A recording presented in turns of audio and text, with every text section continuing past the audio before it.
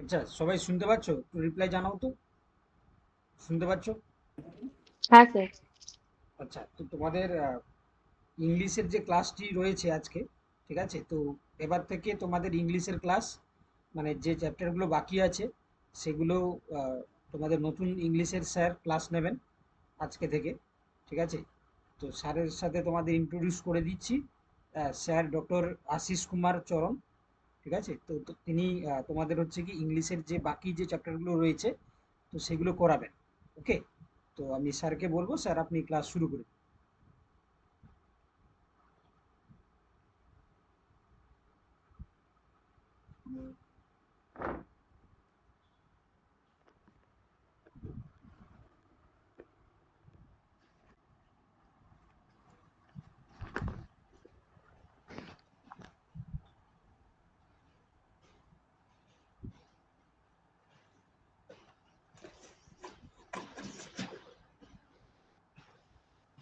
Sir আছেন তো, শুনতে হ্যাঁ, পাচ্ছেন? স্ক্রিন তোমাদের কাছে ভিজিবল?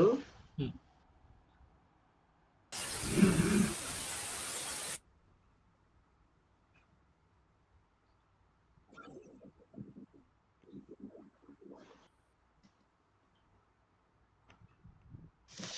ওকে স্যার, শুরু করে দিন। শোনা যাচ্ছে?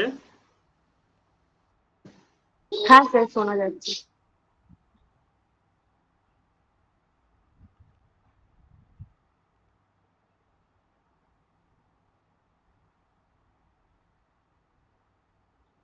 হ্যাঁ হ্যাঁ।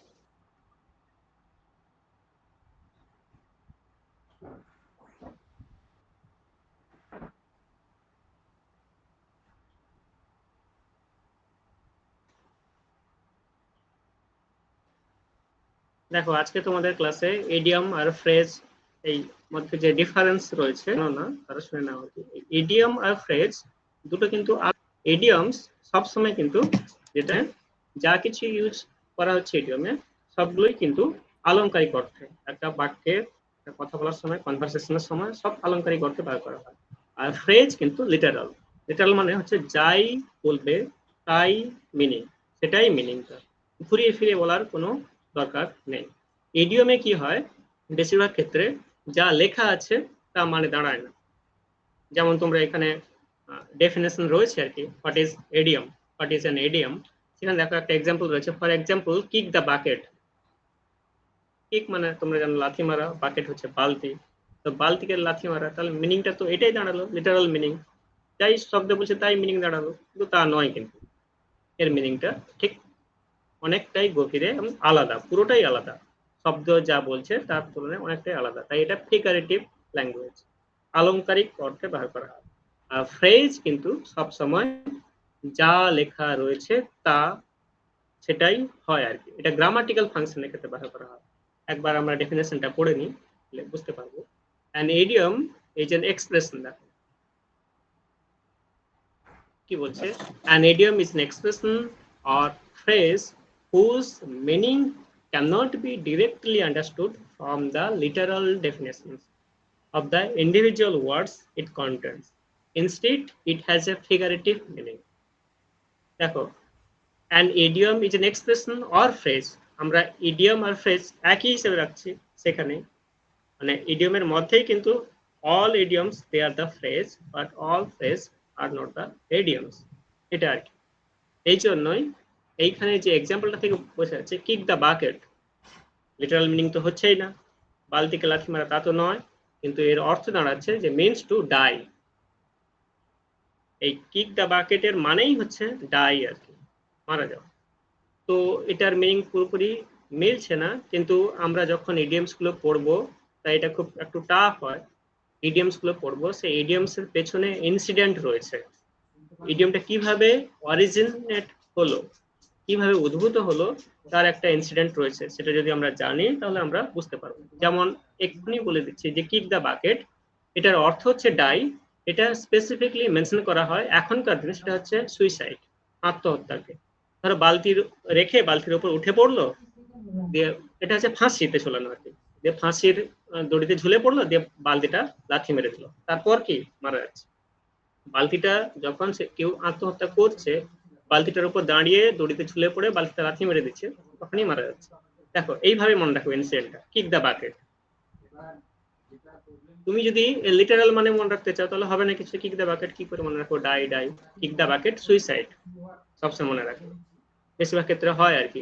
কিন্তু এটা অরিজিনেট প্রাচীনকাল থেকে, এটা আগেকার দিনে পশু বলি দেওয়া হতো সেভাবে আর কি, বাকেটের এর করে তাই ঝুলিয়ে দেওয়া হতো, তারপর স্লটার করা হতো আর কি, শিরোচ্ছেদ করা হতো। সেটা থেকে পরে পরে এখন যেটা দাঁড়িয়েছে কিক দ্য বাকেট, সেটা হচ্ছে ডাই হিসেবে তোমরা এর রিলেটেড হিসেবে মনে রাখবে, সেটা সুইসাইড।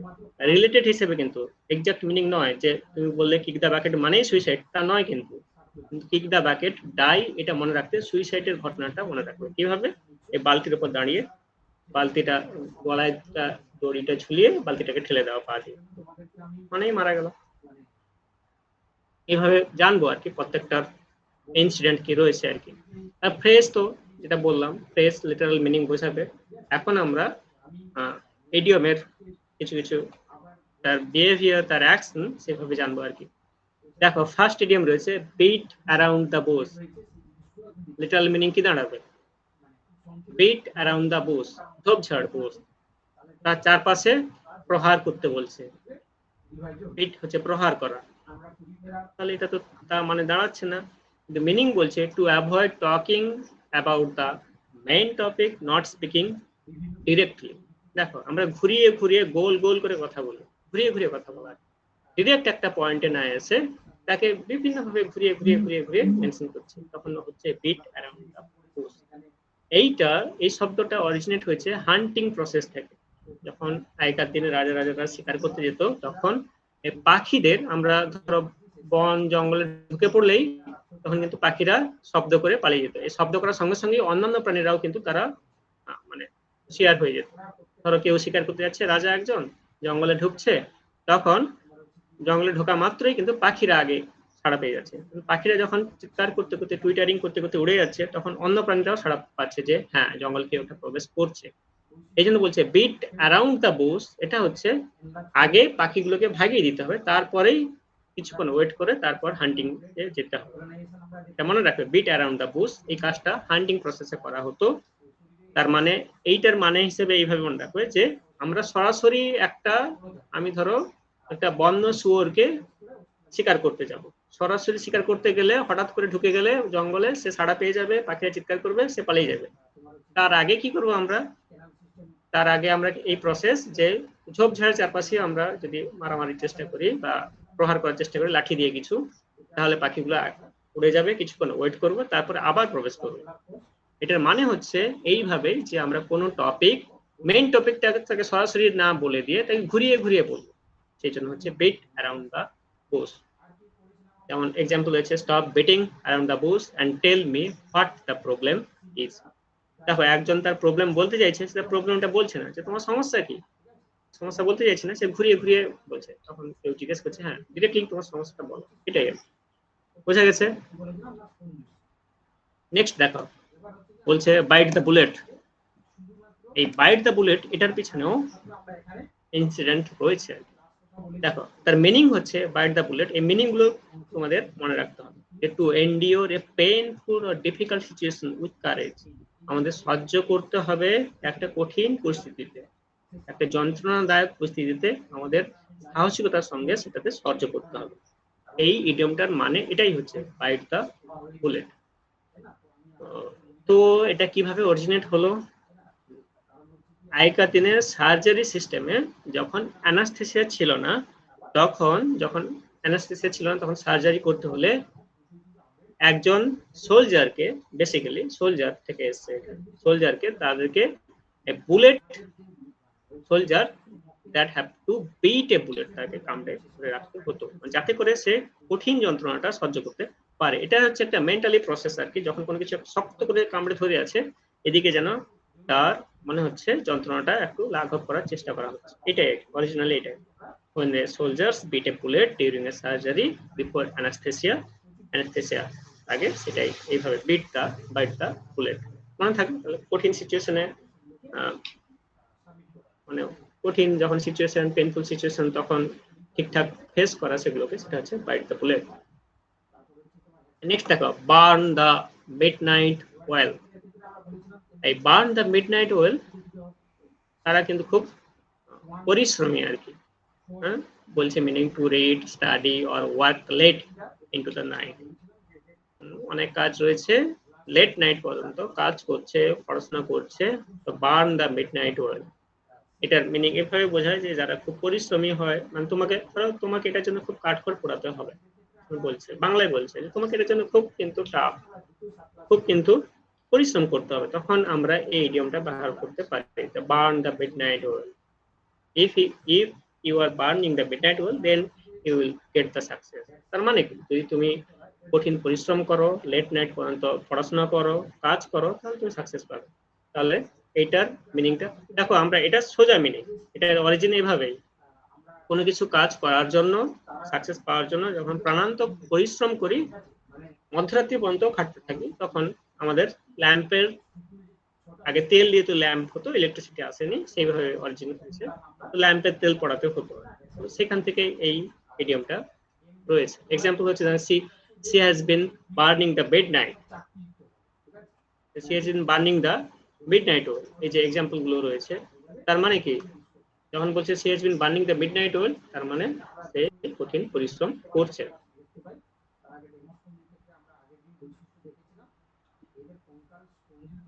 নেক্সট দেখো, বলছে দেখো call it a day,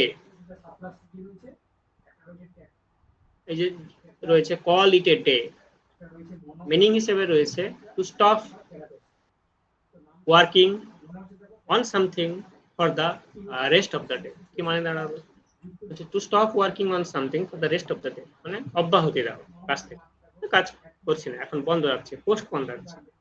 example হিসেবে আছে we have been working on this report for 8 hours, let's call it a day. এই কল ইট এ ডে, এটা হচ্ছে অ্যানাউন্সের মতো আর কি, ধর অনেকক্ষণ কাজ করলাম, ঠিক আছে এখন আর কাজ করা যাবে না, উঠে পড়ছি, এতটাই হলো আর। এই জন্যই এটা এইভাবে তার অরিজিন হয়েছে আর কি, যে call it a day.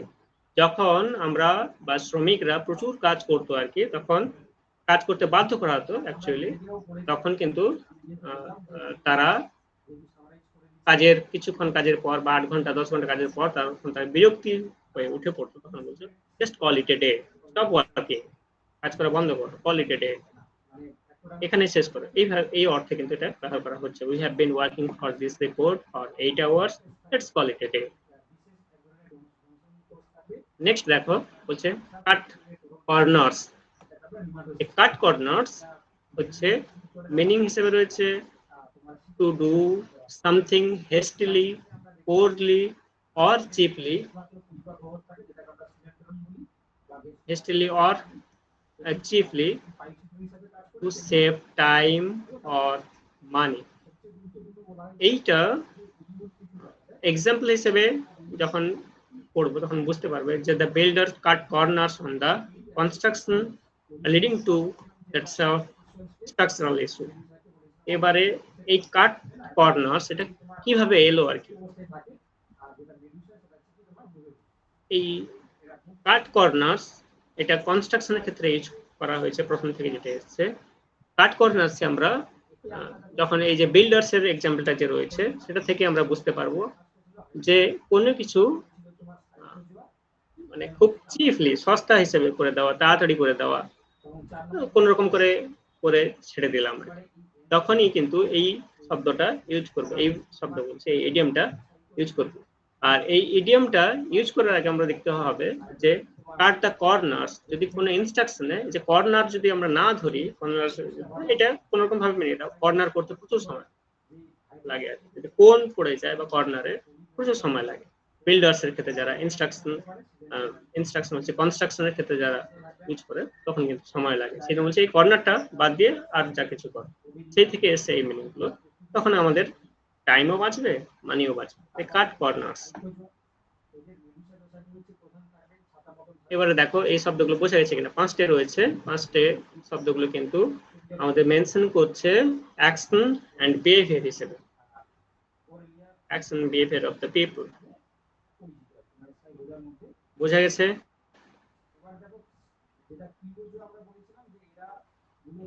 Sir 1 নাম্বারেরটা একবার বলবেন আরেকবার।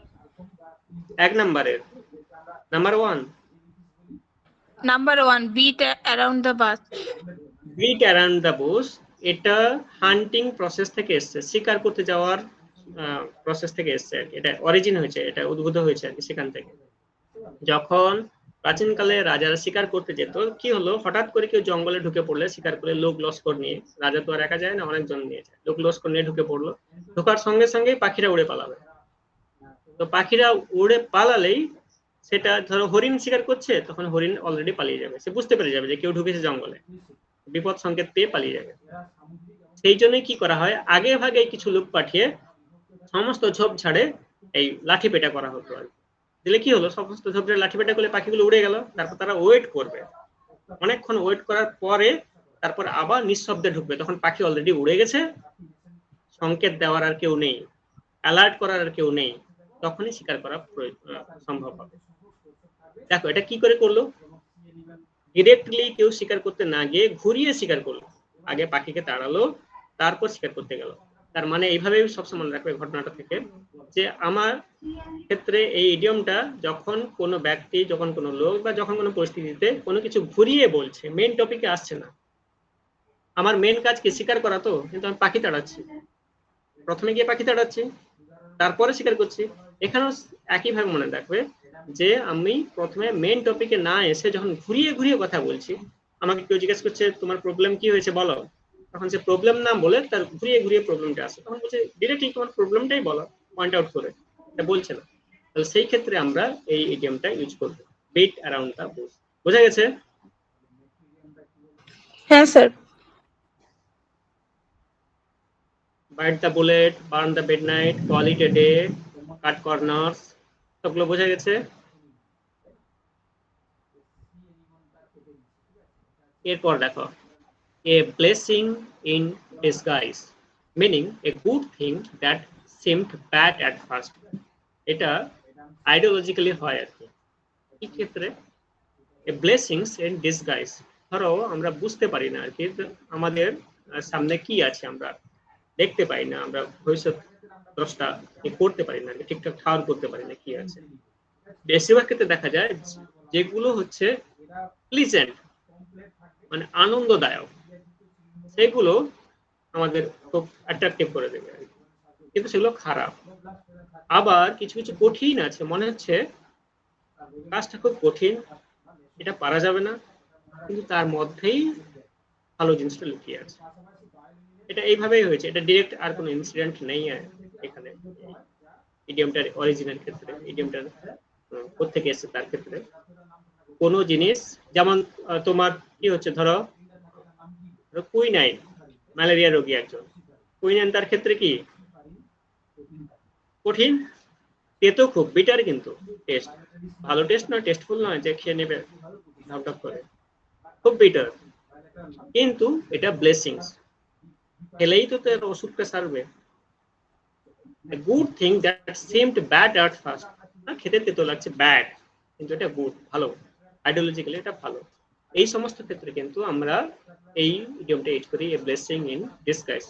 দেখো এক্সাম্পল হিসেবে রয়েছে, losing that job was A blessing in disguise, it pushed her to start her own successful business. কিভাবে হলো, একজন লোক জব হারিয়েছে, তাকে বলছে এটা ব্লেসিংস। হ্যাঁ, ব্লেসিংস ইন ডিসগাইজ, তুমি যদি জব হারাও তখন তার এফোর্টটা আরো বাড়ে, যে তাকে এই যে ইট পুশড হার, তাকে আরো কিন্তু পুশ আপ করছে আর কি, নতুন কিছু তার জার্নি শুরু করার জন্য, আরো বেশি তাকে ম্যাচিউর হতে হচ্ছে, আরো বেশি তার জার্নিটা কঠিন হচ্ছে, যত বেশি জার্নি কঠিন তত বেশি প্রিপারেশন কঠিন করতে হচ্ছে আর কি, তত বেশি তৈরি হচ্ছে। ওই জন্য হচ্ছে ব্লেসিংস ইন ডিসগাইজ। তোমরা এই কম্পিটিটিভ এক্সামে যত বেশি কঠিন করবে, মনে হবে খুব কঠিন, খুব খারাপ লাগছে, বোরিং, কিন্তু পেছনে ব্লেসিংস রয়েছে। তাই এটা এইভাবে মনে রাখবে, ব্লেসিংস ইন ডিসগাইজ হচ্ছে a good thing that seemed bad at first, প্রথমে খারাপ মনে হলো পরে ভালো। নেক্সট দেখো, আন্ডার দ্য ওয়েদার। এই আন্ডার দ্য ওয়েদার এই শব্দটা এসছে ডেকের ক্ষেত্রে, ডেক মানে শিপে যারা জার্নি করে তাদের ক্ষেত্রে থেকে এসছে। কিভাবে, ধরো যখন সমুদ্রে নেভি বা নেভি নয়, আগেকার দিনে সমুদ্রে যখন যারা থাকতো, সমুদ্রে সেইলার যারা থাকতো, তখন হঠাৎ কুয়াশা উঠলে বা ওয়েদার খারাপ হলে সবাই ডেকের তলায় চলে যেত। আর ডেকের তলায় চলে যাওয়া মানে তারা সেখানেই কাটাতে হতো, আর উপরে উঠে আসতো না, আকাশ দেখতে পেত না, ঝড় উঠছে ডেকের তলায় যেতে হতো আর কি। তখন তারা এইভাবে মিনিংটা এইভাবে দাঁড়িয়েছে, under the weather. Under the weather, it's not the under the weather, it's under the deck. ডেকের তলায় রয়েছে আর কি, মানে সেই যে তাদের শিপের যে ঘেরা ছাউনি তার নিচের কেবিনের তলায় রয়েছে, তখন সেটাকে আন্ডার দ্য ডেক থেকে আন্ডার দ্য ওয়েদার। ওয়েদার উপরে খারাপ, তাই তারা ডেকের নিচে, তাই এটাকে মেনশন করছে আন্ডার দ্য ওয়েদার। এই যে আন্ডার দ্য ওয়েদার বলছে, কিন্তু এর মিনিং হিসেবে দিয়ে হচ্ছে feeling ill or sick. Weather খারাপ, তাই feeling ill or sick. And if you are feeling ill or sick, you have to take bed rest and under the deck. এই origin থেকে সেভাবে হয়েছে। যেমন বলছে I am going to stay in bed today, I am feeling a bit under the weather. আমরা weather, তোমরা এইভাবে মনে রাখতে, আমাদের ওয়েদার শুট করছে না, ওয়েদার খুব ভালো নেই, তাই আমার আন্ডার দ্য ওয়েদার যেতে হচ্ছে, মানে আমি ফিলিং ইল, মানে আমি অসুস্থ বোধ করছি। বুঝা গেছে? নেক্সট দেখো, বলছে through thick and thin, meaning through good times and bad times, under all circumstances. দেখো, through thick and thin, thick আমরা এই হিসেবে ধরে নিতে পারি, ঠিক হচ্ছে ঠিক মোটা বোঝাচ্ছে, তো কোনো কিছু বেশি, বেশিটা মানে ভালো, আমরা পজিটিভ সেন্সে ধরি ভালো। থিন হচ্ছে পাতলা, খুব খারাপ মানে খুব কম। কম যেহেতু নেগেটিভ সেন্সে, পাতলা যেহেতু নেগেটিভ সেন্সে, ঠিক হচ্ছে পজিটিভ সেন্সে, তাই আমরা এইভাবে ধরতে পারি ঠিক হচ্ছে গুড টাইমস, থিন হচ্ছে ব্যাড টাইমস। এবারে হচ্ছে through good times and bad times under all circumstances. যখন ঠিক অ্যান্ড থিন বলছে, তাহলে আমরা গুড টাইমস হোক ব্যাড টাইমস হোক সমস্ত সার্কামস্টেন্সে থাকছে, তখন সেটা হচ্ছে through the thick, through thick and thin. A true friend will stand by you through thick and thin. ঝড় ঝাপটা যাই আসুক, একদম সত্যিকারের বন্ধু তোমার পাশেই থাকবে। তাহলে সেক্ষেত্রে এই ইডিয়মটা ইউজ করাই যেতে পারে, থ্রু থিক অ্যান্ড থিন।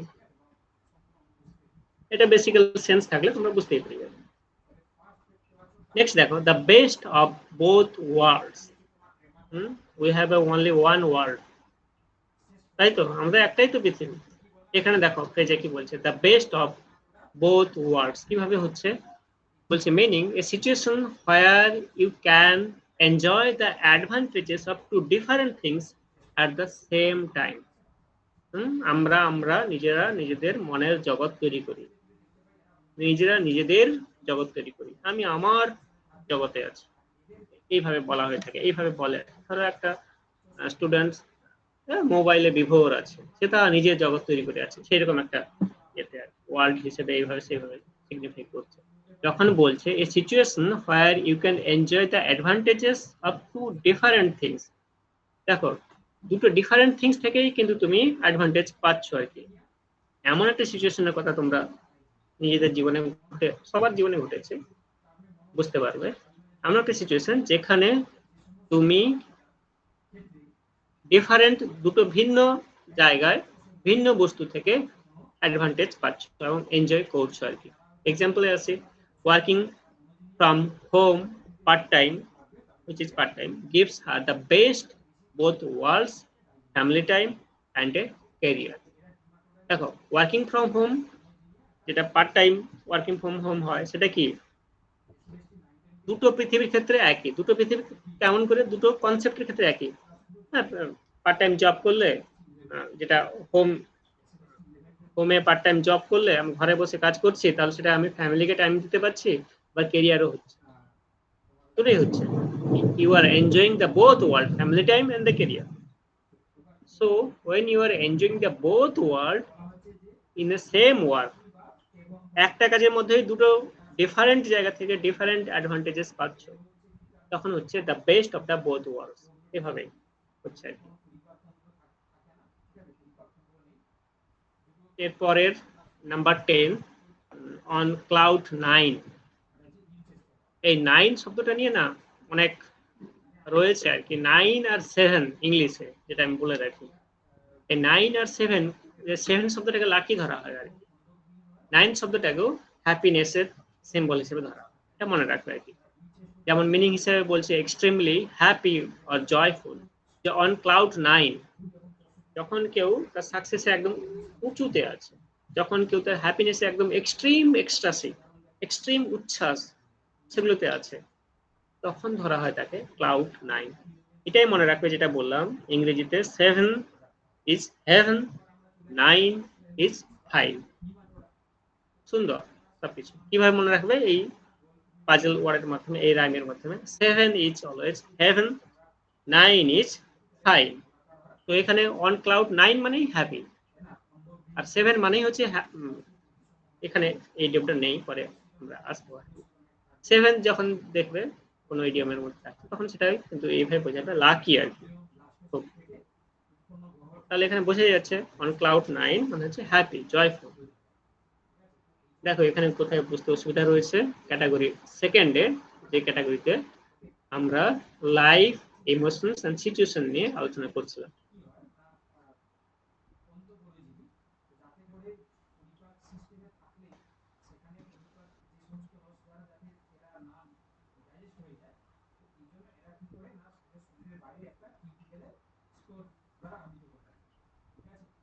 শোনা যাচ্ছে আমার কথা?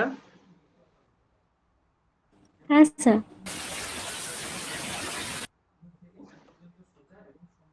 কোনো সমস্যা নেই এখানে?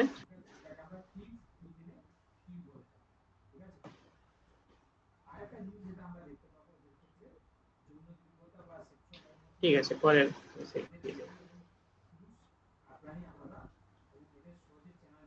Next category, communication and knowledge.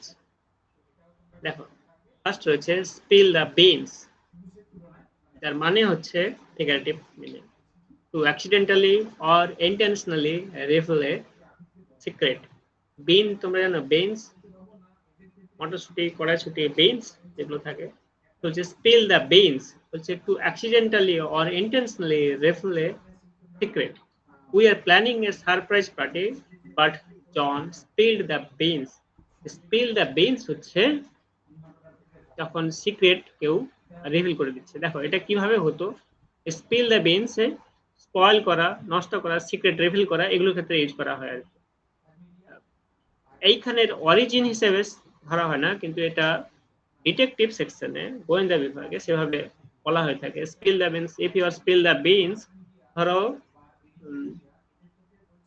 আমি যদি বেইন ছড়াই আর কি, তাহলে পায়রা আসবে, পাখি আসবে, তারা বসে খাবে, এইটা আর কি, তাদেরকে আমি খাঁচায় পুরে নেব।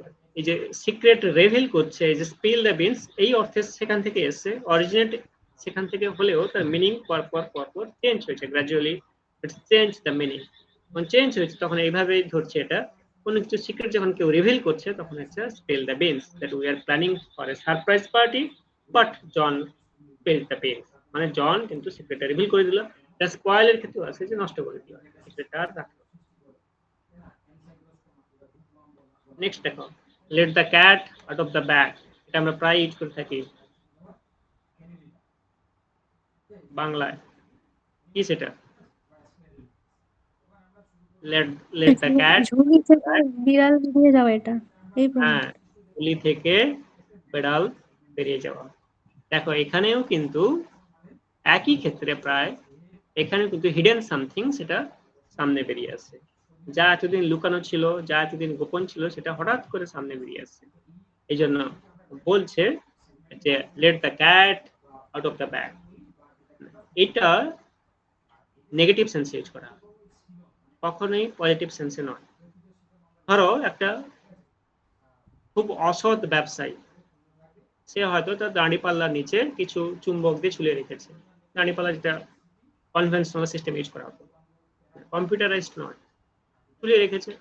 তো সে যখন কিছু সবজি ওজন করে দিচ্ছে কাউকে, তখন কিছু ধরা পড়ছে নাকি, হঠাৎ করে ধরা পড়ে গেল যে তার দাঁড়িপাল্লার নিচে, লোহা দাঁড়িপাল্লার নিচে চুম্বক আটকানো আছে, অনেক বড় চুম্বক আটকানো আছে, যাতে 50 গ্রাম বা 100 গ্রাম ওজন অলরেডি সেখান থেকে স্পয়েল হয়ে যাচ্ছে, কাস্টমার সে পাচ্ছে না। হঠাৎ করে ধরা পড়তে কি হলো, late the cat out of the bag. যা কিছু সিক্রেট ছিল, সবাই বাড়ি গিয়ে দেখবে আমি 500 গ্রাম নিয়ে এসেছি, কিন্তু কমে যাচ্ছে। এই যে যখন রিভিল হচ্ছে ফ্যাক্টটা, তখন কিন্তু এই let the cat out of the bag সব সময় নেগেটিভ সেন্সে। নেগেটিভ হচ্ছে মানে এটা, এই যে ডিসঅনেস্ট পারসন, ডিসক্লোজ করে দেওয়া। হ্যাঁ ডিসক্লোজ করে দেওয়া, সেন্সটা অসৎ ব্যক্তি, কেউ চুরি করেছে চৌর্য প্রথার ক্ষেত্রে, সেটাও অসৎ। এই যে নেগেটিভ সেন্সে যতগুলো কাজ আছে, হঠাৎ করে কোনোভাবে সে চাইছে লুকিয়ে রাখতে, কিন্তু হঠাৎ করে বেরিয়ে গেছে কোনো কারণে, তখন কিন্তু এই let the cat out of the bag. এটা হচ্ছে I wanted my resignation to be surprise but HR let the cat out of the bag. দেখো সে কিন্তু লুকিয়ে রাখতে চাইছিল, কি বলছে, I wanted my resignation to be surprise, surprise করার জন্য লুকিয়ে রাখতে চাইছিল, but HR let the cat out of the bag. এটা সারপ্রাইজের অর্থে ব্যবহার হয়েছে, ইন কেস অফ পজিটিভ সেন্সে কিছুটা ব্যবহার হয়েছে, কিন্তু বেশিরভাগ ক্ষেত্রে নেগেটিভ সেন্সে, যেহেতু সে চাইছিল না কিন্তু বের করানো হয়েছে, তাই এইভাবে এক্সপোজ করা আর কি, যেটা বললে যে ফট এক্সপোজ করা, সেটাই আর কি। নেক্সট দেখো see eye to eye. See eye to eye তোমরা জানো যে বডি ল্যাঙ্গুয়েজ আর কনফিডেন্সের ক্ষেত্রে বলা হয় যে চোখে চোখ রেখে কথা বলবে। হ্যাঁ, চোখে চোখ রেখে যারা কথা বলতে পারে না তাদের বলা হয়ে থাকে তাদের বডি ল্যাঙ্গুয়েজ যে পজিটিভ সেন্স সেটা কম থাকে, তার কনফিডেন্স লেভেল কম থাকে, ধরা হয়ে থাকে, চোখে চোখ রেখে কথা বলতে। সেইভাবে সেই মিনিং থেকে এসছে আর কি। See eye to eye, to agree completely with someone. যখন আই টু আই করতে পারছে তার মানে হচ্ছে এগ্রি করছে। এইখানে এই এগ্রি করার অর্থে দেখো লুকিং ডিরেক্টলি কিন্তু সে আদার সাই, আদার একজন যে পার্সোনাল তার চোখে চোখ রেখে বলছে, এটা কমপ্লিটলি একটা সিম্বলিক্যালি মিন করছে যে হ্যাঁ আমি এগ্রি আছি। ধরো একটা ভেবে দেখো, ধরো তুমি কিছু একটা জিনিস লুকিয়ে বেরিয়ে যাচ্ছ, তোমার মা ধরে ফেলেছে, তখন বলছে কি লিখেছে দেখা, সে কিন্তু চোখে চোখ না রেখে বেরিয়ে যাচ্ছে। এই দেখো তার সম্পর্কে সে এগ্রি হচ্ছে না, যেহেতু সে লুকোতে চাইছে। আই টু আই হলে মানে কমপ্লিটলি এগ্রি, যে আমি তো কিছুই করিনি, তাই আই টু আই রাখবোই অবশ্যই, এগ্রি। এই যে to agree completely with someone. Example যেভাবে রয়েছে, the management and the workers rarely see eye to eye on the issue of overtime. তারা দেখবে কেন, ম্যানেজমেন্ট এন্ড ওয়ার্কার কাজ করবে, যে ম্যানেজমেন্ট সে চাইবে যে হ্যাঁ বলছে স্যালারিটা বাড়াও, বা এই ইস্যুটা রয়েছে, এই প্রবলেমটা রয়েছে, তারা খেয়াল করতে চাইবে না, এটা তো চায় না, তারা আই টু আই হতে চাইবে না। কিছু লুকোতে চাইলে, কিছু হিডেন করতে চাইলে, এগুলো আই টু আই হয় না। নেক্সট রয়েছে wrap your head around something। দেখো wrap your head around something, এটা কিন্তু মেটাফর, ইংরেজিতে ফিগার অফ স্পিচ রয়েছে। ফিগার অফ স্পিচে হ্যাঁ বলো।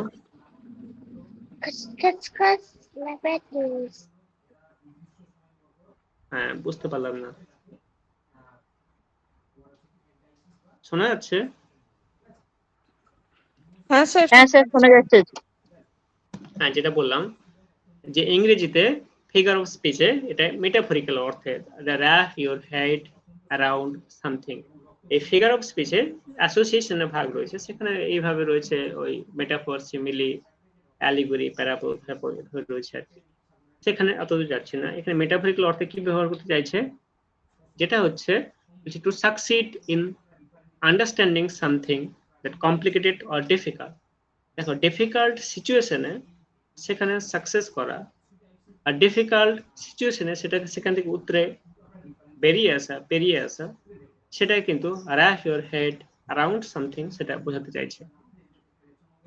এই যে আন্ডারস্ট্যান্ড সামথিং কমপ্লিকেটেড, কোনো কিছু এই যে কমপ্লিকেটেড ইস্যুতে ওইভাবে মিনিংটা থাকবে। যেমন দেখো বলছে, এক্সাম্পল পড়লে খুব ক্লিয়ারলি বুঝতে পারবে, it took me a while to wrap my head around the new software system. দেখো নিউ সফটওয়্যার সিস্টেম তার কাছে খুব ডিফিকাল্ট, কঠিন, বুঝতে সময় লাগবে, কিন্তু এটা বুঝতে তাকে অনেকটা ঝড় ঝাপটা সহ্য করতে হয়েছে, এটা বুঝতে তাকে অনেকটা কমপ্লিকেটেড সিচুয়েশনের মধ্যে যেতে হচ্ছে। তখন বলছে it took me while to wrap my head. কখন আমরা wrap মাই হেড আমাদের কিন্তু একটা vital part of our body, গুরুত্বপূর্ণ অংশ আমাদের হেড। আমরা বলি না মাথা বাঁচিয়ে চলো, মাথা বাঁচিয়ে চলো মানে কি, মাথা যেহেতু গুরুত্বপূর্ণ তাই মাথা বাঁচিয়ে wrap your head, wrap হচ্ছে কভার করা, wrap your head around something মানে কঠিন সিচুয়েশন, তোমার মাথাকে কভার করো, wrap your head around something কি নেগেটিভ, কঠিন মানে খুব খারাপ পরিস্থিতিতে আছো, তো খারাপ পরিস্থিতিতে তোমার হেডকে আগে wrap করবে, যেহেতু সেটা ভাইটাল পার্ট। তাহলে এখানে বুঝতে পারছো যে কোনো একটা ডিফিকাল্ট সিচুয়েশনে, কমপ্লিকেটেড সিচুয়েশনে সাকসেস পেয়ে বেরিয়ে আসে, সেটাই হচ্ছে wrap your head around something, এভাবে। নেক্সট দেখো number 15, read between the lines. এটা আমরা প্রায় ইউজ করি, আমরা পড়ে এসেছি। আমাদের যারা গার্জেনরা, টিচাররা প্রায় বলে থাকেন রিড বিটুইন দ্য লাইনস। আর বিটুইন দ্য লাইনস তো কিছুই নেই, কি আছে বলো? এখানে দুটো লাইনে রয়েছে, দেখো, to find hidden meanings that are not explicitly stated. তারপরে লাইন রয়েছে reading between the lines of her email I realized she was not happy with the proposal. এই দুটো লাইনের মধ্যে কি আছে? একটা দাগ রয়েছে আর কি, কিছু আছে কি? আমাদের বলছে রিড বিটুইন দ্য লাইনস, দুটো লাইনের মাঝখানে আর কি থাকে? ফাঁকা থাকে, গ্যাপ থাকে, সেন্টেন্সের একটা গ্যাপ থাকে, স্পেস থাকে। তাহলে কি বলছে? আমাদের যখন বলা হয় রিড বিটুইন দ্য লাইনস, দুটো লাইনের মাধ্যমে যা অক্ষরে লেখা রয়েছে তা আমরা দেখতেই তো পাচ্ছি, কিন্তু যা লেখা নেই তা আমাদের রিয়ালাইজ করতে হবে। যখন কোনো একটা বই পড়ছি, দুটো লাইন রয়েছে, ফার্স্টে দুটো লাইন পড়লাম, দুটো লাইনের মধ্যে যা মিনিং রয়েছে, যা লিটারাল মিনিং, আক্ষরিক মিনিং যা, তা আমরা দেখতেই পাচ্ছি, কিন্তু যা নেই তা আমাদের ভাবতে হবে, তা আমাদের উপলব্ধি করতে হবে, তাকেই বলা হয় রিড বিটুইন দ্য লাইনস। দুটো লাইনের মাঝখানে মানে হচ্ছে একটু পজ, স্টপ, দুটো লাইন পড়লে স্টপ, এবার ভাবনা চিন্তা করে এবার এটার মানে কি বলতে চাইছে সেটা ভেবে দেখবার, এটাই বলতে চাইছে যে two find hidden meanings that are not explicitly stated. এই জন্যই সারমর্ম করা হয় আর কি। একটা সেন্টেন্স রয়েছে, সেই সেন্টেন্সের মর্মার্থ কি বোঝাতে চাইছে সেটা আমরা ভাবতে হবে, রিয়ালাইজ করতে হবে, সেটাই রিড বিটুইন দ্য লাইনস। লাইনের মাঝখানে কিছুই নেই, ফাঁকা, এটা বলতে চাইছে তোমাকে ভাবতে হবে। বোঝা গেল? এরপর প্র্যাকটিস সেশনে আসবো, প্র্যাকটিস সেশন এরপর আসবো। দেখো এই অংশটা কোথাও অসুবিধা রয়েছে কিনা। আমি প্রত্যেকটা ইডিয়মের পেছনে যে কিছু ইনসিডেন্ট রয়েছে, কিভাবে অরিজিন হয়েছে, কিভাবে এসছে শব্দটা, সেটা বললাম আর কি। আমাদের সমস্যা থাকলে এই অংশে লাস্ট সেটা বলো, তাহলে এবার প্র্যাকটিস সেশনে যাবো। এটা ক্যাটাগরি 3 হচ্ছিল কমিউনিকেশন এন্ড নলেজ।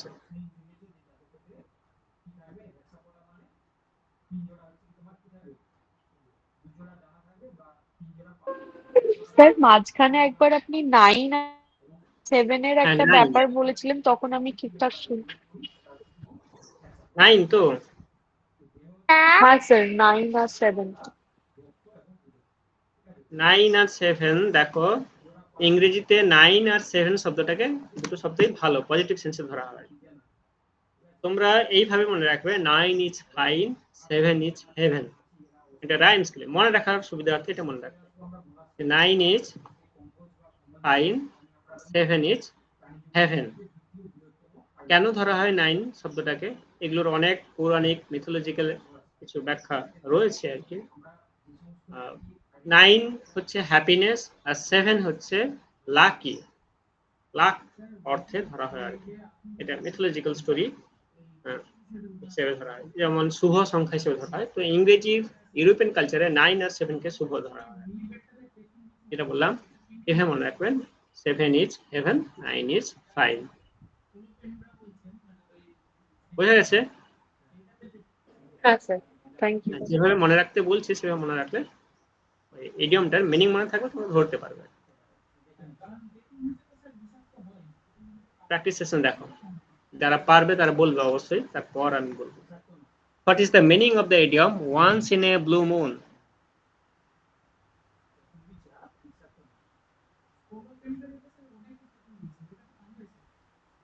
কি হবে? স্যার বি হবে, an event that happens very rarely. Rarely. দেখো ব্লু মুন এটা সবসময় দেখা যায় না। তো মুন আমরা জানি কি কালার, কিন্তু মুন যদি ব্লু হয়ে যায় তাহলে সেটা রেয়ার।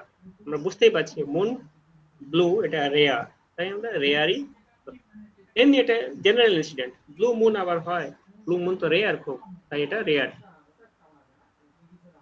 নেক্সট দেখো, a piece of cake, choose the correct meaning for a piece of cake. এটা হবে অপশন এ। কেন হবে? মানে কিভাবে মনে পিস রেখেছো অফ এটা কেক বলো। মানে একটা কেকের অংশ, একটা ইজি টাস্ক। এটার স্যার সঙ্গে মিল হতে পারে। সিম্পল টাস্ক যেটা ইজিলি পারফর্ম করা যাবে। হ্যাঁ হ্যাঁ, দেখো এটার পিছনে একটা ইনসিডেন্ট রয়েছে আর কি। ইউরোপিয়ান কালচারে যা কিছু করতে যাও, যা কিছু খেতে যাও, সেটা হচ্ছে কেক তৈরি করে দেয়। আমরা যেটাকে বলে পিঠে, না, তাদের পিঠে শব্দ নেই, কেক। তুমি যদি পিঠে বানিয়ে দাও, এটা কেক তারা বলবে আর কি। হ্যাঁ, চাল দিয়ে তৈরি হয়েছে কেক, সেটাই বলবে আর কি। তো যে কোনো ইনসিডেন্ট, যে কোনো ওকেশন তারা কেক বানায় আর কি, এবং সেটা খুব ইজিলি প্রসেস তাদের ক্ষেত্রে আর কি। আমরা ধরো কেউ ইউটিউবে দেখে শিখছে যে কেক কি করে বানাতে হয়, বা কেক দোকান থেকে কিনে খাচ্ছে, কিন্তু তাদের কাছ থেকে এটা heavily use food, daily use food হিসেবে কেক তৈরি হয়, এবং সব অকেশনে কেক লাগে। প্রায় বেশিরভাগ ক্ষেত্রে আমরা এখন বার্থডে পার্টিতে যে কেক কাটি, এটা তো ইউরোপিয়ান কালচার। ইন্ডিয়ান কালচার হচ্ছে বার্থডে পার্টিতে মা পায়েস করে দেবে আর কি, বা পুজো দেবে, সেটাই হচ্ছে ইন্ডিয়ান কালচার। কিন্তু এই কেক কাটা, এটা ইউরোপিয়ান কালচার। তাই যে কোনো ইস্যুতে আমরা কেক ইউজ করি যখন ইউরোপিয়ান কালচারে, ইংলিশ মানে বুঝতে পারছি ইউরোপিয়ান কালচার, সেটাই। এই দুটো একসঙ্গে মিক্সড হয়ে গেছে, হ্যাঁ বলো। কেক কাটা পায়েস করা মিক্সড হয়ে গেছে। হ্যাঁ, মিক্সড হয়ে গেছে, এখন কালচার মিক্সড হয়ে গেছে। এখন আমরা ইউরোপিয়ানটাকেও কালচারটাকেও নেব, আর ইন্ডিয়ানটাকেও ছাড়বো কেন, এইভাবে আর কি মিক্সড হয়ে গেছে। ঠিকই বলেছো। তো এটা ইজি টাস্ক, ইউরোপিয়ানদের ক্ষেত্রে ইজি টাস্ক, এইভাবে আমরা মনে রাখবো আর কি। স্যার অ্যান্সার গুলো বোল্ড করে দিন যেগুলো অ্যান্সার হচ্ছে। হ্যাঁ, আনসার তোমরা এমনি ইয়েতে পেয়ে যাবে। কারোর কি বুঝতে অসুবিধা হচ্ছে যে ধরো এইটা অ্যান্সার হবে কিনা, বা ঠিক চিহ্ন দিয়ে দিচ্ছে।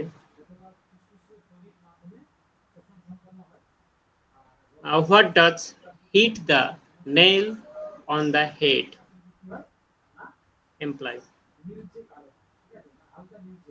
বিয়েটা হবে। স্যার বিএডটা স্যার হবে। বিএসটা describe example. To describe exactly what is causing a situation or problem. কেন হবে? কেউ describe করতে পারবে?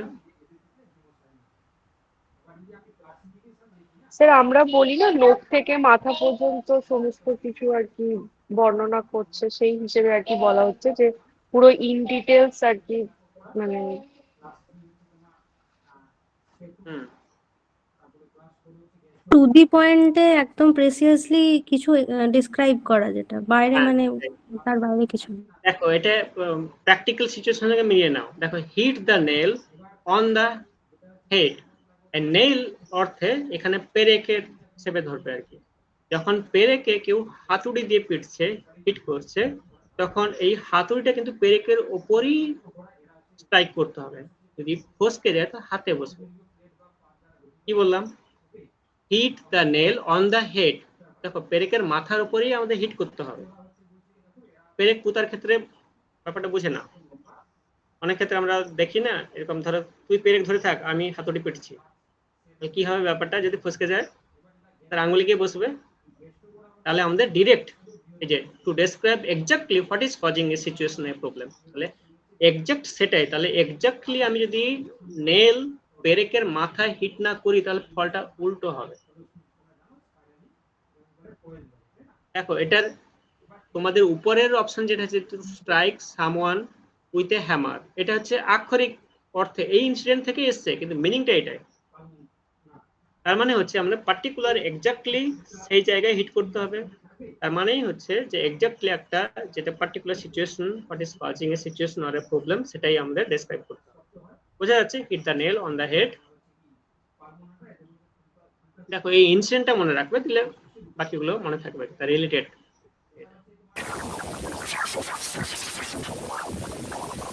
Select the meaning of break the ice.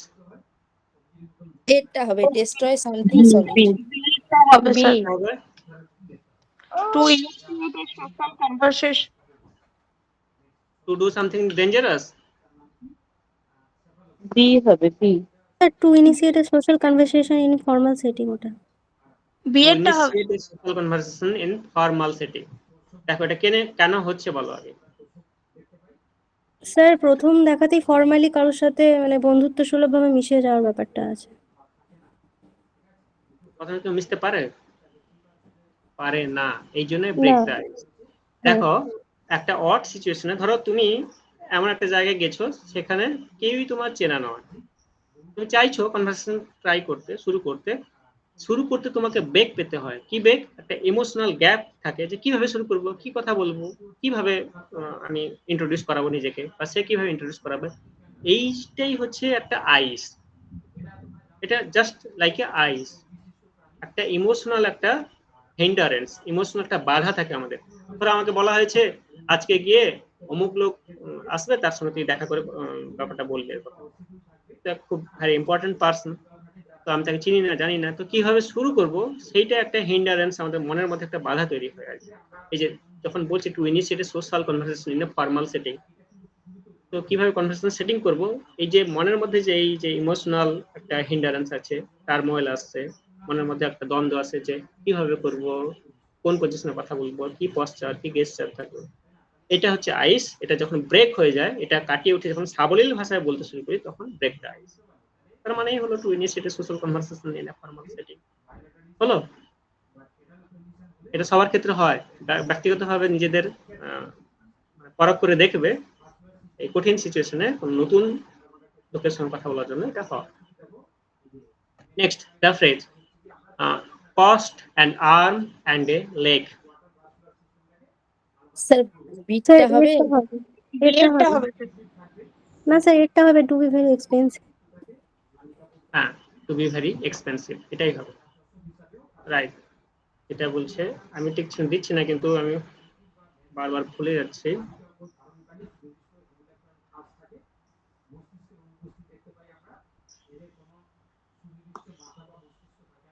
দেখো এটা কেন হবে বলো, cost an arm and a leg.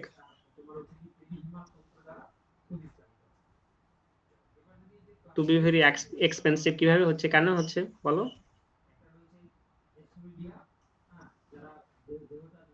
আরে একজন ব্যক্তিকে তার হাতও খোয়াতে হয়েছে, পাও খোয়াতে হয়েছে। ভেবে দেখো, একজন ধরো একটা সোলজার, আর্মি ম্যান, তাকে হয়তো যুদ্ধটা জিততে তার হাতও গেছে, পাও গেছে, ভেরি এক্সপেন্সিভ নয়? মানুষের মূল্যবান হচ্ছে সমস্ত জিনিস হচ্ছে একটা হাত একটা পা। একটা হাত একটা পা না থাকলে কি হবে? হাত মানে এভাবে বলে থাকে, হাতও গেল গেল, পাও গেল, বা পাও গেল হাতও গেল, মানে ভেরি এক্সপেন্সিভ, এই অর্থে আর কি।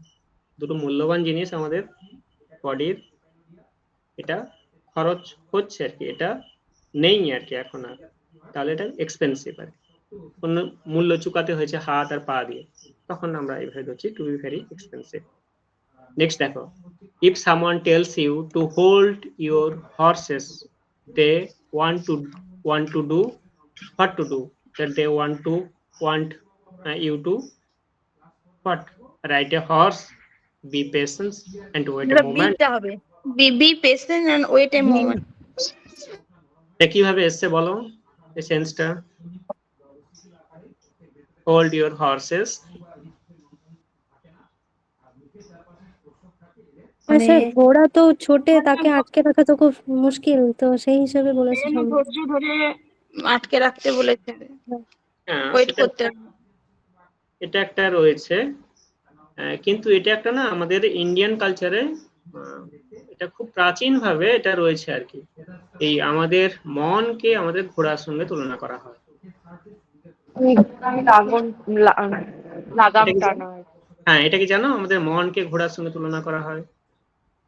হ্যাঁ, লাগাম টানা, হ্যাঁ লাগাম ধরে রাখছে। যেমন ধরো তোমরা শ্রীকৃষ্ণের দেখেছো, যখন সারথি হিসেবে থাকছে সে, এই যে শ্রীকৃষ্ণ সারথি হিসেবে থাকছে অর্জুনের, সে কিন্তু ঘোড়ার লাগাম ধরে আছে, সেটা হচ্ছে তার মন ধরে আছে, মনটাকে কন্ট্রোল করে আছে।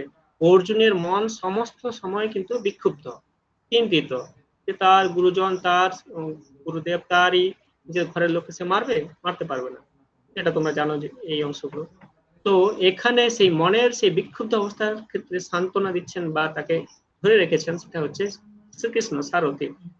সারথি যে সে এই ঘোড়ার লাগাম ধরে তিনি আছেন, কিন্তু হোল্ড ইউর হর্সেস সেভাবে ধরায় আর কি। এর আগেও আর কি পতঞ্জলি যোগ শাস্ত্রে আমাদের রয়েছে আর কি, মহর্ষি পতঞ্জলি, আমরা এখন বলি না পতঞ্জলি যোগ দিবস গেল আর কি কয়েকদিন আগে, সমস্ত যোগী এই পতঞ্জলির মধ্যে পড়ে আর কি। সেখানেও মনকে ঘোড়ার সঙ্গে তুলনা করা হয়েছে। ঘোড়া যেমন প্রচুর জোরে ছুটতে পারে, মনও তেমনি আমাদের চারিদিকে ঘুরে বেড়াচ্ছে। তো hold your horses means the hold your mind, be patient. A patience মানে কি? ধৈর্য ধরো। ধৈর্য ধরো মানে কি? মনকে শান্ত করো। Be patient and wait a moment. তাই এটাই। বোঝা গেছে?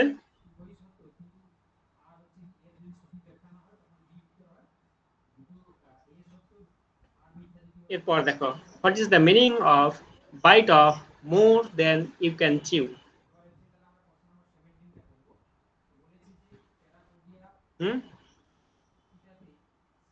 কি হবে? B স্যার টা হবে।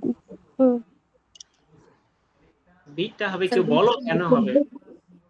ওটা হবে কি হবে? টু ইট টু কুইকলি না টু টেক অন এ যেটা commitment, চিবাতে পারবো to take on a commitment one cannot fulfill, to argue with a superior না to accept defeat or sir B হবে, বি বি। বি হবে, এটা ঠিক অ্যান্সার, কিন্তু কেন হবে? কিভাবে যেটা হচ্ছে? তুমি কামড়াবে সেটা তুমি চিবাতেও পারবে। হ্যাঁ, bit off more than you can chew it, এটা ঠিক। আর এটার কোনো এক্সপ্লেনেশন প্রয়োজন নেই, তোমরা বুঝতেই পারছো এটাই। নেক্সট দেখো, what does jump on the bandwagon mean?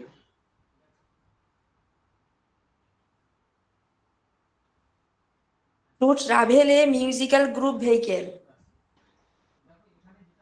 To travel a musical, আর কেউ? স্যার বি এরটা হবে, Option টু B এর- join popular activity or trend. হ্যাঁ, বিএডটা হবে, to join a popular activity Join a popular activity or trend. or trend। কেন হচ্ছে দেখো, দেখো বলছে jump on the band wagon. Jump on the band wagon হচ্ছে এই যে যখন আমরা এটা ঠিক করছি যে join a popular activity or trend, band wagon এটাই হচ্ছে ট্রেন্ড হিসেবে ধরা হয় আর কি। যেটা ধরো মিউজিক ট্রেন্ড চলছে, কোনো একটা পপুলার কালচার ট্রেন্ড চলছে, কোনো একটা ফিল্ম ট্রেন্ডে চলছে, সেই ট্রেন্ড হিসেবে যখন আমরা জয়েন করি তখন এই যে popular, join a popular activity, trending সবসময় পপুলার হয়। ধরো আমরা বলি না যে এই মিউজিকটা এখন ট্রেন্ডিং চলছে, এই পোস্টটা এখন ট্রেন্ডিং ভাইরাল, সেগুলো যে jump on the band wagon হচ্ছে, ব্যান্ড ওয়াগন একটা কনভেনশনাল সিস্টেম, প্রাচীন প্রথাগত সিস্টেম, তা সেটাকে জাম্প করে যাওয়া মানে হচ্ছে আমরা পপুলার অ্যাক্টিভিটির মধ্যে জয়েন করা। বোঝা গেছে? এটা ধরা হয় আর কি। সেই জন্য হচ্ছে to join popular activity or trend. এই পপুলার অ্যাক্টিভিটি আর ট্রেন্ড কিন্তু কনভেনশনাল বাইরে। কনভেনশনাল শব্দটা মানে হচ্ছে প্রথাগত চিরাচরিত সিস্টেম, তার বাইরে জাম্প করা, এটা হচ্ছে পপুলার অ্যাক্টিভিটি ট্রেন্ড। নেক্সট দেখো number 9, the elephant in the room. Beta হবে বি। এটা বি হবে। B টা হবে and কেন হবে? problem that people avoid discuss. Exactly এর আক্ষরিক মিনিং মিলে দেখো, elephant in the room, chaos হয়ে যাবে তো না? যদি একটা রুমের মধ্যে এলিফ্যান্ট থাকে ক্যাওস হয়ে যাবে, প্রবলেমেটিক তো। এত বড় শরীর নিয়ে একটা রুমের মধ্যে থাকবে, আর রুমের মানে মধ্যে স্যার ঢুকে কোনো কন্ট্রোভার্সিয়াল কিছুকে ইন্টেনশনালি, মানে কোনো মেজর ইস্যু বা কোনো রিস্ক বা কোনো কন্ট্রোভার্সিয়াল চ্যালেঞ্জকে ইন্টেনশনালি ইগনোর করা, কোনটা? এইটার মানেটা। হ্যাঁ, এটাই।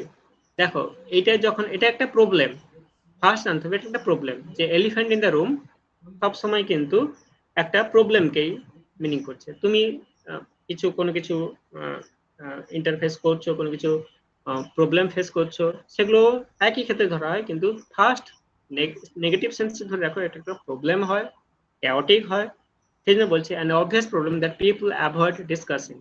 আমরা সব সময় যেটা আমার সমস্যা সেটা আমরা খুব একটা ডিসকাস করতে চাই না, অ্যাভয়েড করতে থাকি আর কি। ধরো আবার কোনো সমস্যা দেখলে আমরা সেই সমস্যায় জড়াতে চাই না, তাই সেটা থেকে অ্যাভয়েড করে আসি।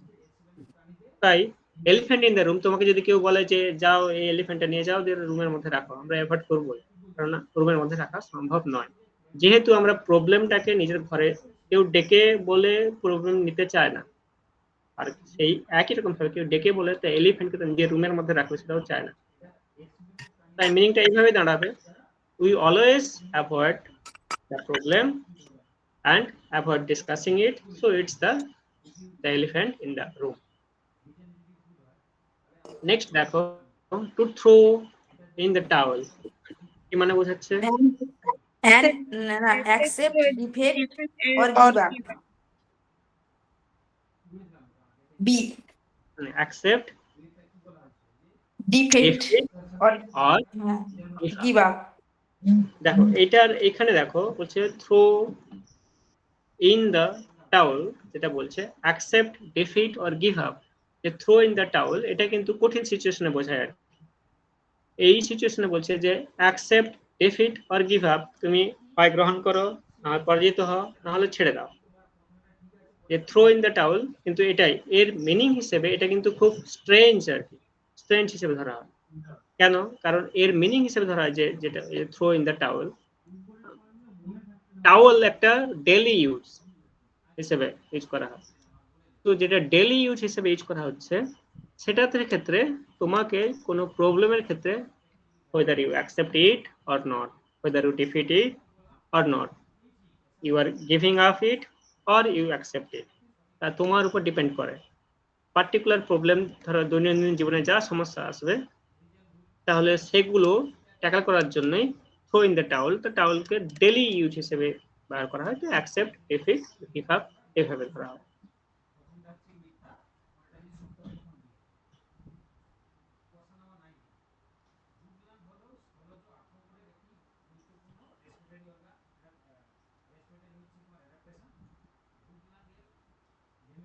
Next, what is the meaning of barking of the wrong tree?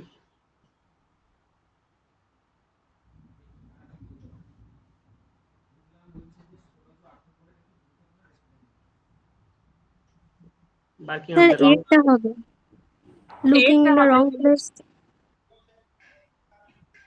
And accusing the wrong person. Accusing, হ্যাঁ, accusing the wrong person or the purpose or the wrong idea, এভাবে ধরা হয় আর কি। যদি কোনো রং পার্সন, রং পার্সু করা, রং আইডিয়াকে অ্যাকিউজ করা হয় তখন আর কি। এই যে barking of the wrong tree, এটা হচ্ছে বার্কিং অফ হচ্ছে হান্টিং ডগস আর কি। হান্টিং ডগস তারা মাঝে মধ্যে ঘেউ ঘু করে ওঠে। আর দ্য রং ট্রি হচ্ছে ধরো কারোর বিহেভিয়ার খুব স্ট্রেঞ্জ দেখলো তাহলে সে ঘেউ ঘু করে উঠলো, believing that if there is something আর কি, সেই হিসেবে ধরা হয়। তখন সেই জন্য এই জন্য বলছে looking in the wrong place, accusing the wrong person. কুকুর দেখলেই রং পার্সনকে, স্ট্রেঞ্জ পার্সনকে সে কিন্তু বার্কিং আপ করবে, ঘেউ করবে, এটাই। টু স্টিল সামওয়ানস থান্ডার, এটা কি হবে? Option B. অপশন বি কেন হচ্ছে বলো?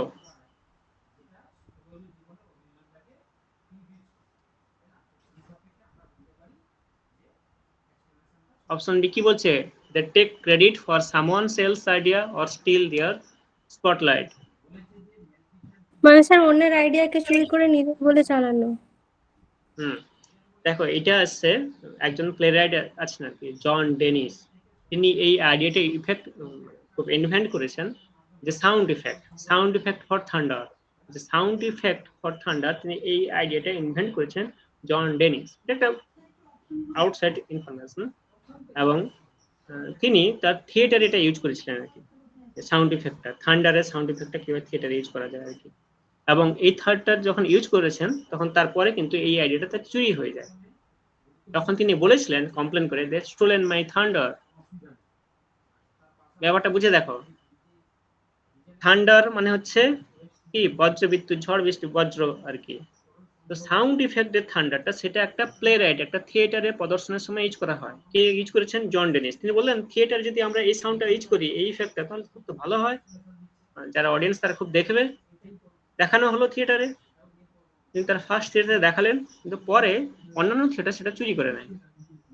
তখন জন ডেনিস কমপ্লেন করেছিলেন, এবং অফিসিয়ালি রেজিস্টার করে কমপ্লেন করেছিলেন যে he has stolen my idea.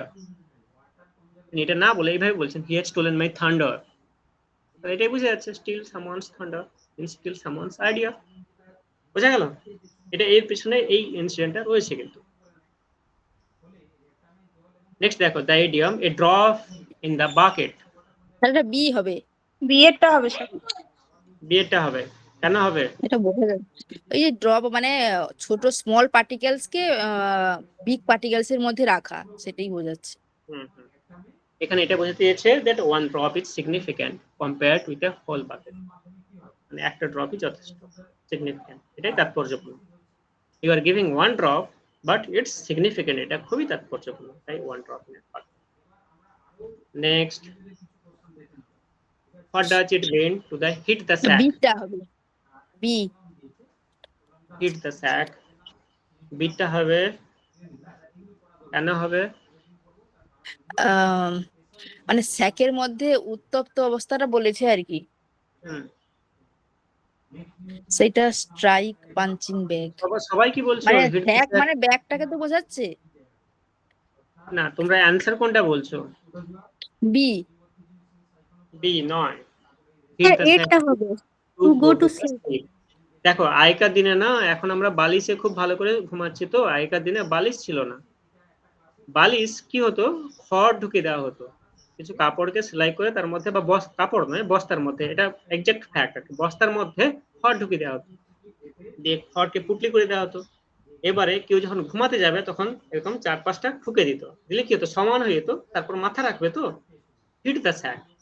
এখনো অনেকেই করে থাকে, যদি ফাইবার প্লাস্টিক বালিশ না থাকে, যদি তুলো থাকে, তাহলে তুলো জমাট হয়ে শক্ত হয়ে যায়, একটু ঠুকে দিলে hit the sec.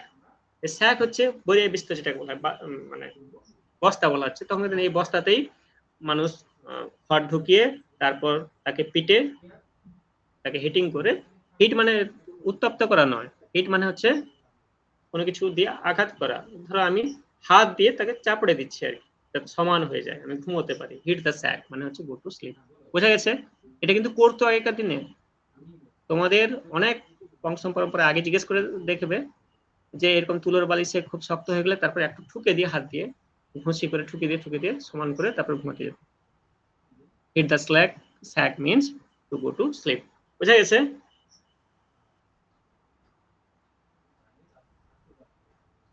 Now the meaning, by the skin of your teeth.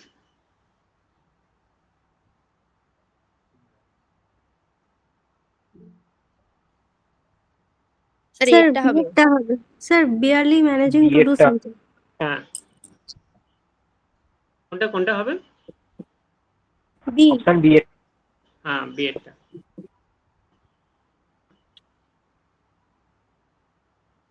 What is the meaning of the, দেখো এখানে যেটা বলছে by the skin of your teeth, কেন এটা বলছে? কারণ এটা, এই অরিজিনগুলো বোঝাতে একটু সময় লাগছে, তোমাদের সময় পেরিয়ে যাচ্ছে আমি দেখতে পাচ্ছি। যেখানে বাইবেল থেকে নেওয়া হয়েছে, বুক অফ জব থেকে, JOB, বাইবেল থেকে নেওয়া হয়েছে এই ইনসিডেন্টটা। কারণ টিথের কোনো স্কিন নেই, দাঁতের কোনো স্কিন আছে নেই। By the skin of your teeth, তাহলে কি বোঝাতে চাইছে? Emphasising an extremely narrow escape. হ্যাঁ, তুমি কোনো কিছু ভাবে ছাড়া পাবে না। Barely managing to do something, তুমি কোনো কিছু ভাবে করতে পারছো না, barely, that you cannot escape it, narrow escape. তো টিথের স্কিন নেই মানে হচ্ছে তুমি কোনোভাবে ছাড়া পাবে না, এইভাবে আর কি। Barely managing to do something, আমি কোনো কিছু, আমাকে একটা কাজ করতে বলছি, কোনো কিছু করতে পারছি না, এটাই আর কি। এটা যেটা বললাম বাইবেল থেকে, দ্য বুক অফ জব থেকে এই ইনসিডেন্টটা নেওয়া হয়েছে। What is the meaning of the get out of hand?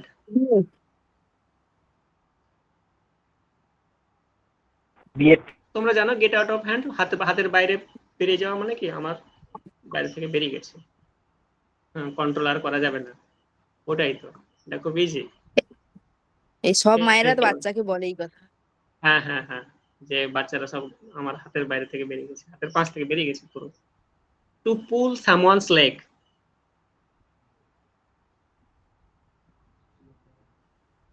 Sir বিয়েরটা হবে to joke or tease someone. বিয়েরটা হবে। দেখো এটাও ইউরোপিয়ান কালচার থেকে এসেছে, যেটা হচ্ছে অরিজিন থিওরিটা আনসার্টেন, কিন্তু থিওরিটা এভাবে যে কাউকে লেগ ধরে টানছে, টানাটানি করছে, এটা হচ্ছে প্র্যাঙ্ক।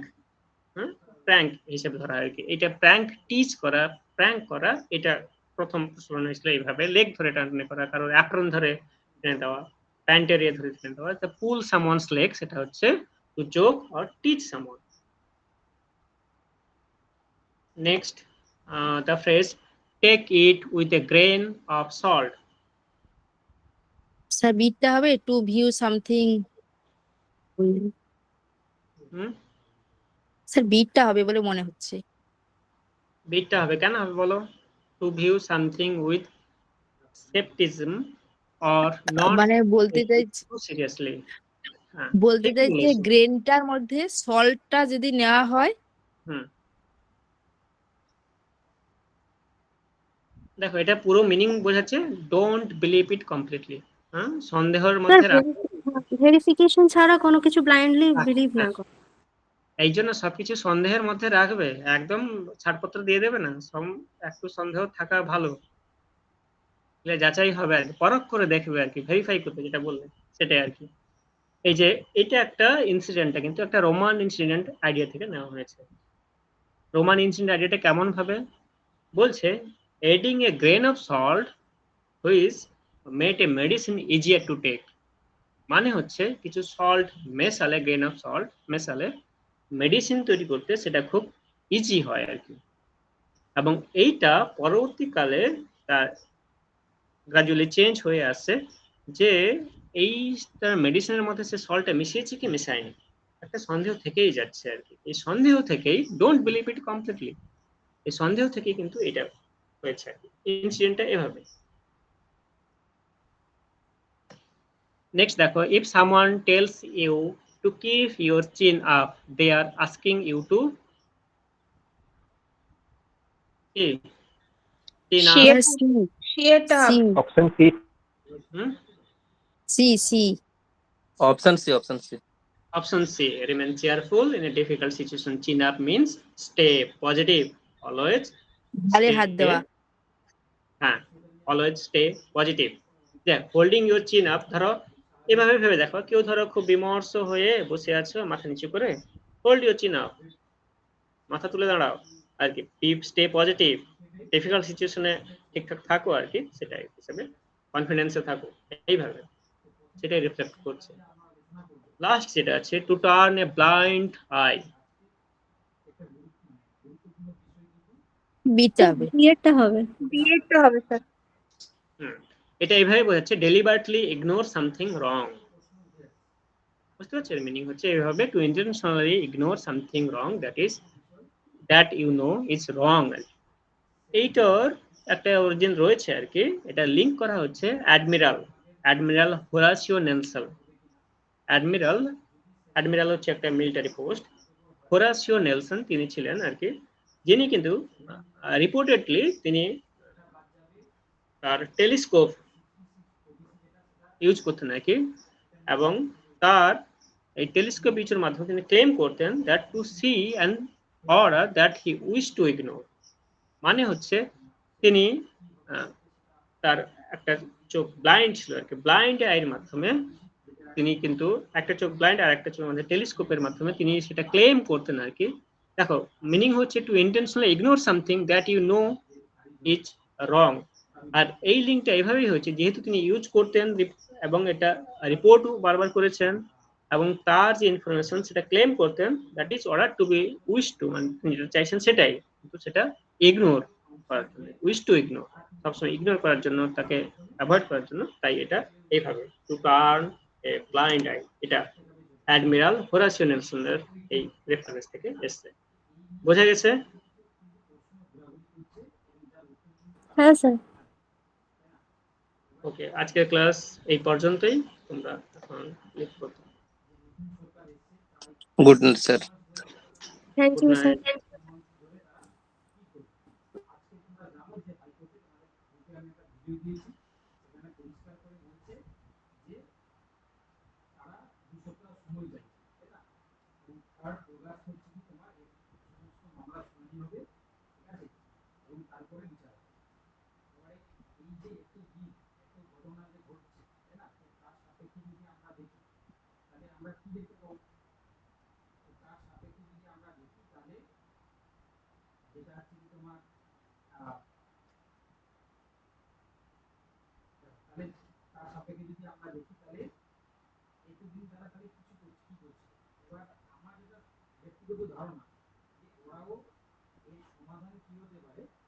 এটা কিন্তু তারা ঠিক করতে পারে।